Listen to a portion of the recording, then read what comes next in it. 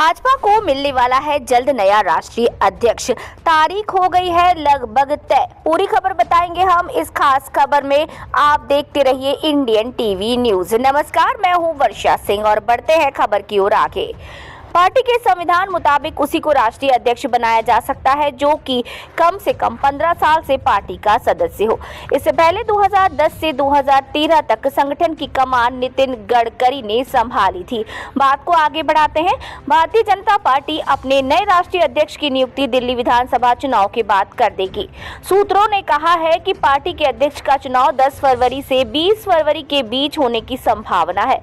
वर्तमान अध्यक्ष जेपी नड्डा दिल्ली चुनाव तक बीजेपी की अगुवाई करते रहेंगे। उनका अध्यक्ष पद का कार्यकाल जनवरी 2024 में समाप्त हो गया था, लेकिन लोकसभा चुनाव को ध्यान में रखते हुए नड्डा का कार्यकाल 1 साल के लिए बढ़ा दिया गया था।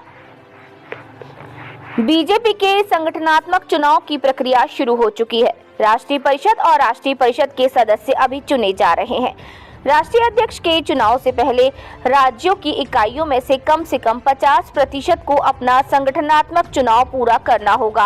अब तक केवल 4 राज्यों ने अपने राज्य अध्यक्षों के चुनाव की प्रक्रिया पूरी की है।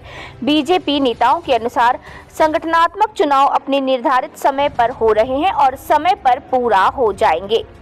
भाजपा के नए राष्ट्रीय अध्यक्ष का चयन प्रधानमंत्री नरेंद्र मोदी और राष्ट्रीय स्वयंसेवक संघ प्रमुख मोहन भागवत की मंजूरी से होगा। इस रेस में कई नाम अभी तक सूत्रों के द्वारा उछाले जा चुके हैं।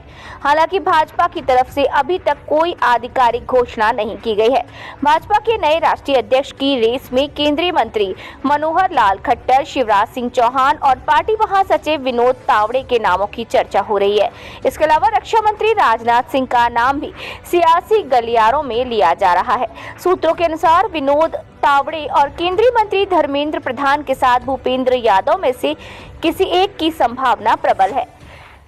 धर्मेंद्र प्रधान और भूपेंद्र यादव के नाम पिछले संगठनात्मक चुनाव में भी चर्चा में थे, लेकिन अंततः ये भूमिका जेपी नड्डा को सौंप दी गई थी।